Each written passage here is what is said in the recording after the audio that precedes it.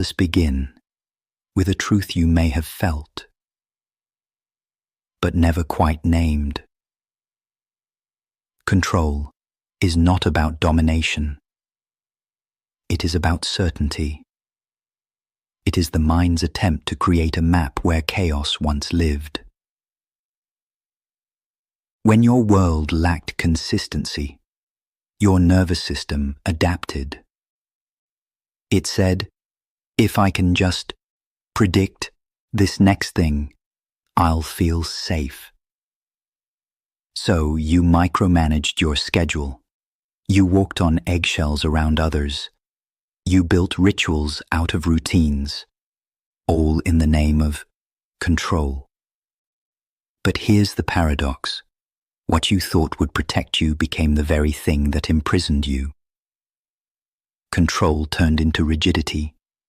Structure became suffocation, and the freedom you sought, it slipped further away. Today, we will not shame your control. We will examine it, gently, precisely, like a craftsman studying blueprints. Because buried beneath that urge is a beautiful desire to feel safe, to feel seen, to feel stable. And there are other ways, gentler ways, to build that stability. Imagine for a moment that your inner world is a home, not one built by trauma, but one you're designing, room by room. The foundation, self-awareness, the walls, boundaries, the windows, perspective, the doors, choice. You don't have to live in the blueprint someone else handed you. You get to renovate. You get to reclaim. This is the psychology of architecture. Not just how buildings are made, but how inner stability is formed. You can still have structure, but one that flexes, that breathes, that honors your humanness. Let us unlearn the fortress and reimagine the sanctuary. Control is not the enemy. It is the invitation to explore the fear beneath it and to replace rigidity with rhythm. In this hour, we'll walk through the architecture of your mind. One wall, one window, one word at a time. Let us now observe the subtler threads, the fine print of your behaviors. Control doesn't always roar. Sometimes it whispers, in the way you correct your tone mid-sentence, in how you over-explain a decision, in that urge to double-check just one more time. These are not failures. They are patterns, micro-patterns, quiet mechanisms that once protected you from shame or surprise or rejection.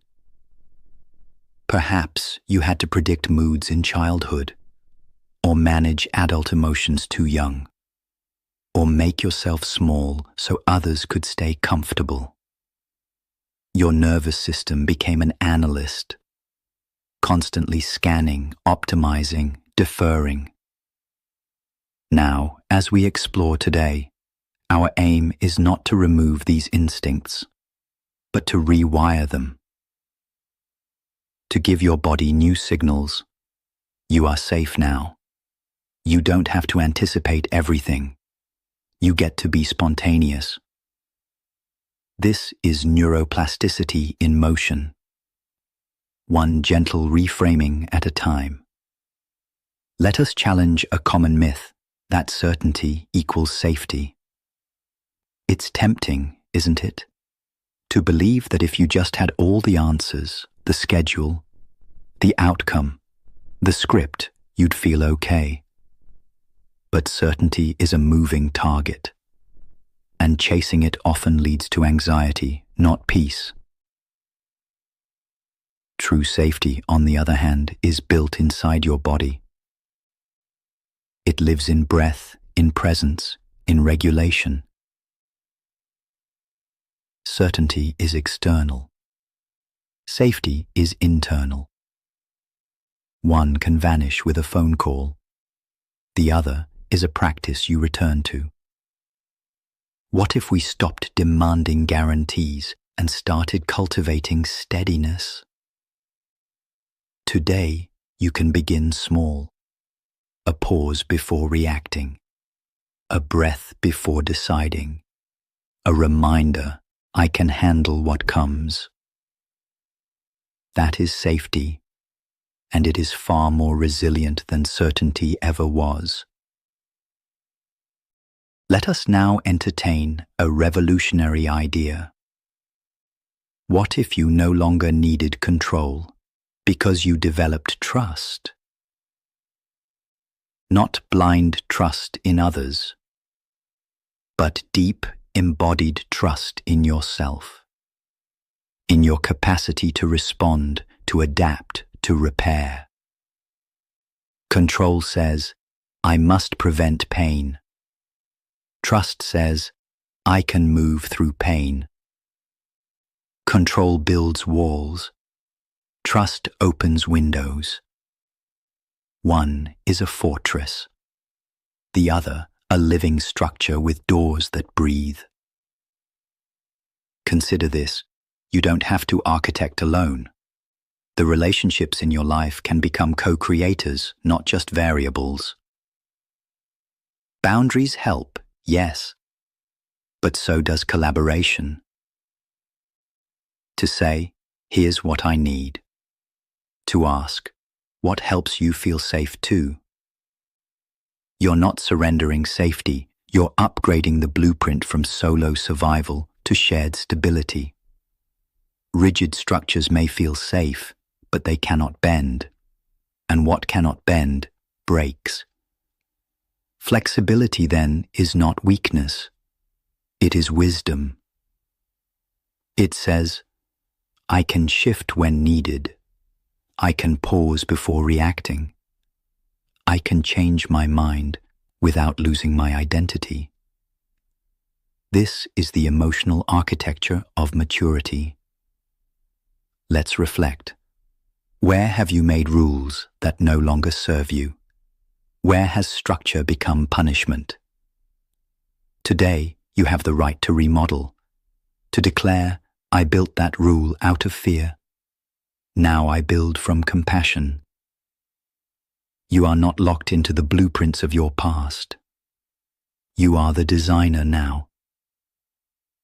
Let the structure hold you, but not harden you.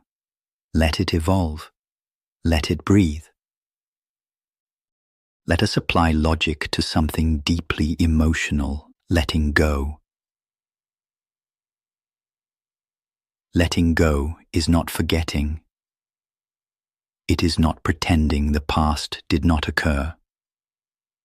It is a recalibration. Imagine a structure that once held meaning, a tower built of memories and expectations. But now that structure leans. Cracks form. It no longer supports the life you're building. Letting go is not demolition. It's engineering. You assess the damage. You salvage what's still strong. And you rebuild with intention. It requires humility. It requires grief. But also immense courage. Letting go is not weakness. It is wisdom in motion. Strategic release. And often, it's not just one moment, but a series of permissions. To feel, to revise, to move forward. After we strip away what no longer serves, what remains is truth. And sometimes that truth is quiet, unadorned, unimpressive to others. but deeply yours. Control tries to decorate, to make pain palatable, to package complexity into certainty. But healing does not need performance. It needs honesty. So what is left when the need to impress falls away? When you no longer chase applause? When safety is internal, not conditional? That is where the real you lives. And that version does not need fixing, only honoring. Today, we acknowledge that version, not the mask, not the fortress, but the architecture beneath it all. This is the integrity of inner design. What remains is what's real. Let us imagine your emotional landscape as a blueprint, not of walls and doors, but of memories and meanings. Every experience etched a line, some deep like carved stone, others faint like pencil sketches on tracing paper. You inherited some of it, cultural codes, familial scripts, unspoken rules about how to feel, how to speak, how to survive. But here's the truth, a blueprint is not a prison. It's a guide, one you can revise.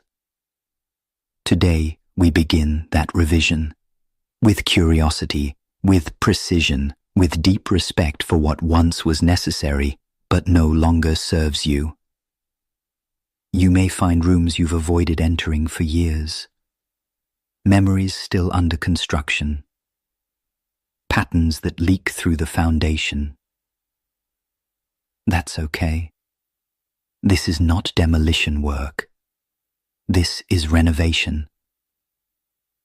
And you, dear architect, have full creative control now. The right to redesign your emotional home is sacred.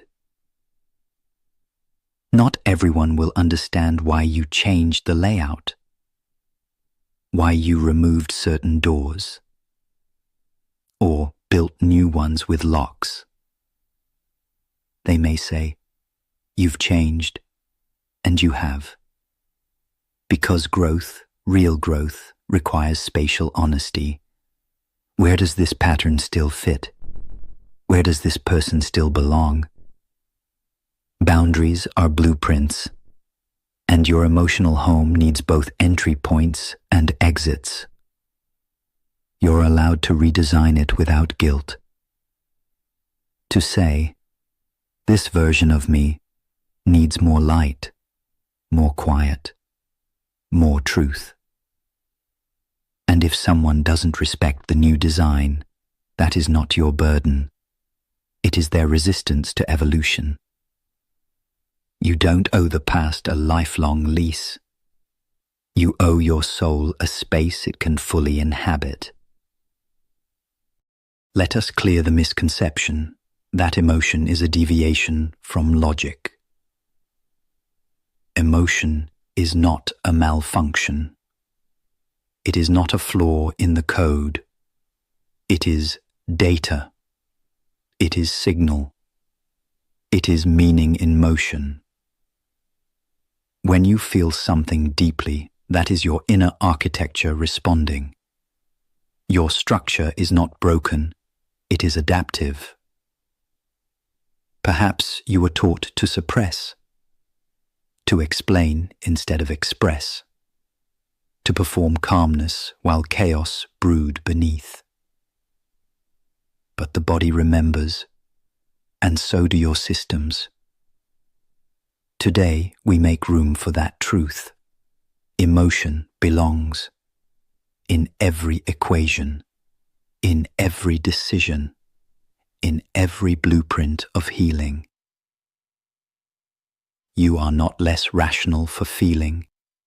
You are more complete because you are integrating, not fragmenting. That is a sign of profound intelligence and emotional fluency. With logic, we calculate. With emotion, we discern. Discernment is not mere preference. It is the wisdom that arises when head and heart are aligned.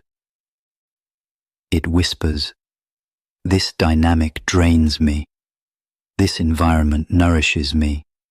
This pattern repeats, and I'm ready to revise it." Discernment does not always come quickly. It often arrives after we've repeated a lesson, again and again. But when it does, it is your clearest compass. It says, "You've seen enough. You've felt enough. You know what to do." This is where emotional data becomes inner authority. Today, trust what you sense, even if you can't yet articulate it, even if others don't validate it, even if it's inconvenient. That quiet knowing, that is discernment. Honor it. It has earned its place in your design. Let us consider the principle of balance, not as neutrality, but as stability. The world often pushes us toward extremes, all or nothing, yes or no, success or failure. But equilibrium lives in the middle. It is the quiet strength of the bridge between polarities. You are not required to choose between logic or emotion, action or rest, firmness or softness. You can live in the intersection and in doing so, build a more flexible foundation. Today, we challenge the binary. We make room for the both and. I can set boundaries and stay compassionate. I can speak firmly and still care. I can grieve and grow. That is emotional engineering at its finest. No longer reactive, but responsive, deliberate, and whole. Imagine the self not as an idea, but as a structure. Each choice, each belief, each scar and insight becomes a beam, a wall, a window. Your structural integrity depends not on perfection, but on cohesion. When you act out of alignment, you feel the wobble. When you compromise your values, you feel the cracks. But when you live in congruence, when your actions reflect your core, the structure holds. This is not rigidity. This is resonance. The more you speak truthfully, the stronger your voice becomes. The more you live authentically, the more space you create for others to do the same. Your structure becomes a sanctuary, not just for you, but for every soul who enters your presence. Today, reinforce that foundation, not with performance, but with presence, not with armor, but with honesty. There is value in slowing your thoughts, not to silence them, but to measure them. The measured mind is not emotionless. It is intentional. It does not rush to label, but listens. Not every thought is urgent. Not every emotion is a command.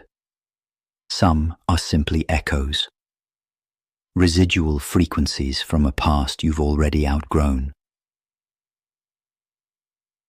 In cognitive practice, we call this awareness.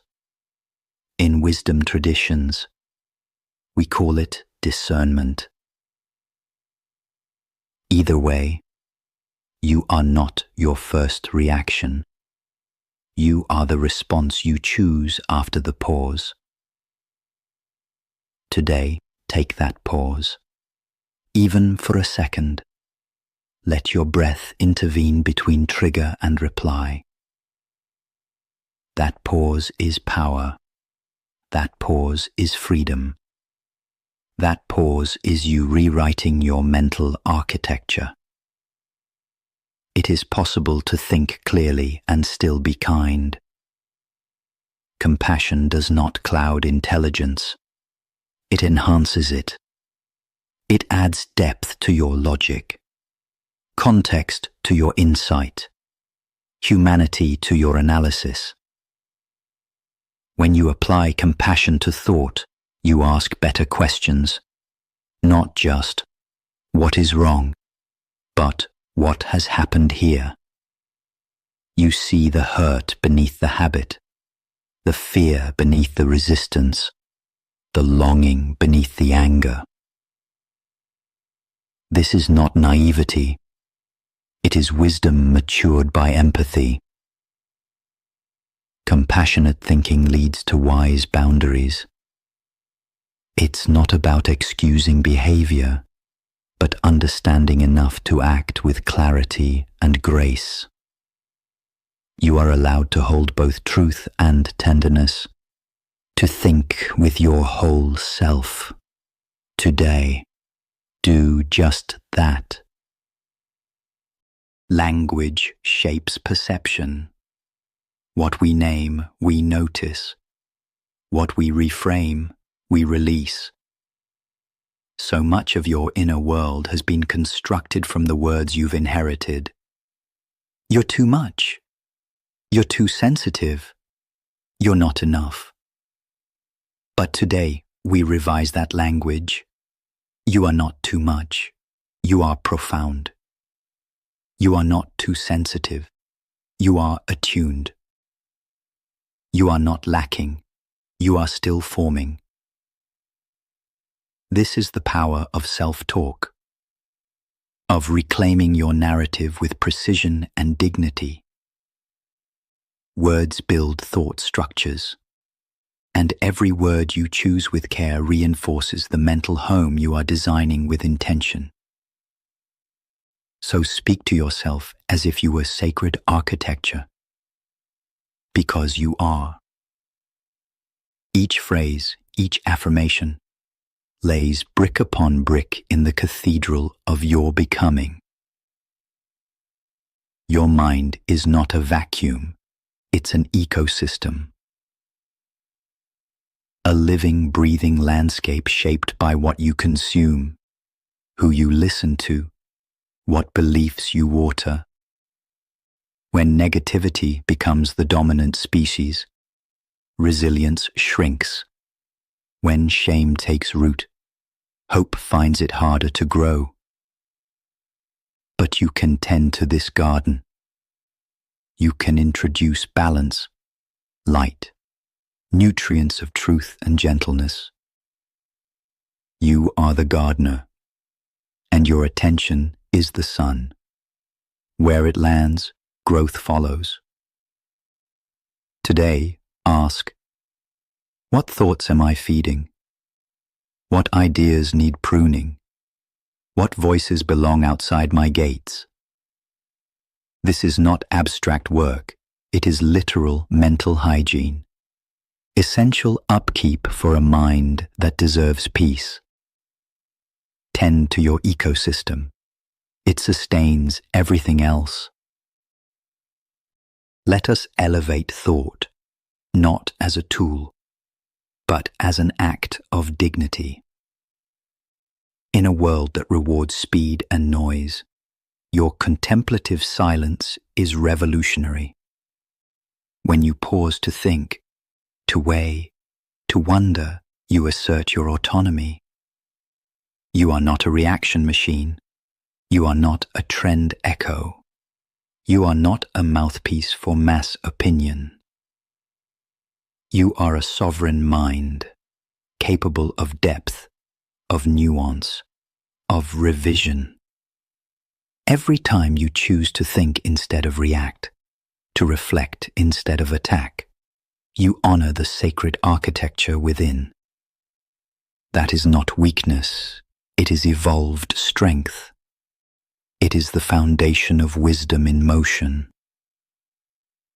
All this reflection, this inner refinement, it leads somewhere. It is not only for your healing, but for the healing of others through you. Your clarity becomes guidance. Your regulation becomes safety. Your compassion becomes contagious. When you step into the world with a well-ordered inner life, you shift the energetic architecture of every space you enter. This is how minds build cultures, how healing ripples into systems, how reflection becomes revolution. You are not just managing your mind, you are preparing it to build, to serve, to restore what chaos has fractured. And you are not alone in this. At 8 a.m., Zara Khan awaits to help you bring your truth into communication, into connection, into community. But first, let this final breath of reflection settle you into self-trust. Because